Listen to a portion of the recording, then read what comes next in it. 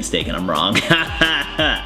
But I am somewhat of an editor, okay? This video is not being edited super well because I just have to get this video out. Seen a lot of movies, haven't talked about them, gonna talk about them, gonna post about them. But Christopher Nolan's The Odyssey, really good. Really good.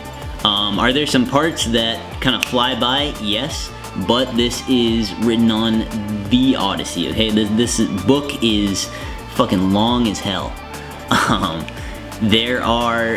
read this in college. I read The Odyssey when I was in my Greek mythology class, and it is good. It is like a good book. So I knew that there was no way the movie could be bad with it being directed by Nolan, but I was kind of like, man, he's really gonna have to like rush through this movie at certain points. And I like the approach that he took, where all of the like really pivotal parts of the book were incorporated in the movie, and you know, nothing was super skipped, I thought, but there were things that Christopher Nolan was like, well, maybe this part is not as important. Honestly, when I was reading the book, I thought a lot of like what Telemachus was going through was a little bit boring, but the movie made it fairly interesting.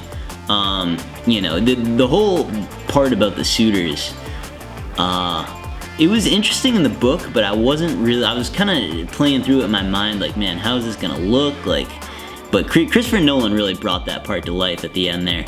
I won't give too much away, considering the movie just recently came out, but it is strong. It is a strong ending, and it is, honestly, I like to think of myself as someone who is good at visualizing how things happen if I'm reading it on paper, but Nolan just perfected it, man. He did it better than I would have thought about it, and it really did pay off towards the end there. So I appreciate the fact that he is willing to go there when it comes to practical effects.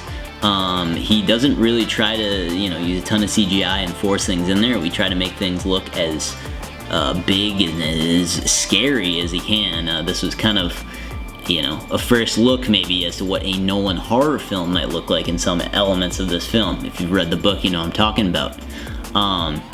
Yeah, he did a good job of that, man. He just incorporating like puppets and things of that nature with the giant stone statues. I don't even know how he did some of the giant statue like practical effects. They're really, really good. I did watch a little bit of like how, you know, he was like making the whirlpool and the sea and all that. It's interesting, but I do appreciate that about Nolan's movies. So the storytelling was really good. I think he focused on a lot of the important parts. I was a little bit questionable of the trailer, but again, it didn't show, kind of like Avengers Doomsday, it didn't show a whole lot, which in some cases I think that's good. This case, it paid off. In the Odyssey, it paid off because we did not see any of the important parts. That's how a trailer should be done. I'm sick of these Marvel movies, man. I'm sick of these DC movies, all of these movies that are showing way too much. Okay, we want to see it for ourselves. Just show the pivotal dialogue parts, man. It doesn't have to be super action-packed. People know what they're getting into. Maybe one good action scene in a trailer. But yeah, it really paid off in Nolan's movie. Not my favorite Nolan movie probably, but definitely one of my favorites. It's really, really good. I like the concept of like big think concepts, I suppose.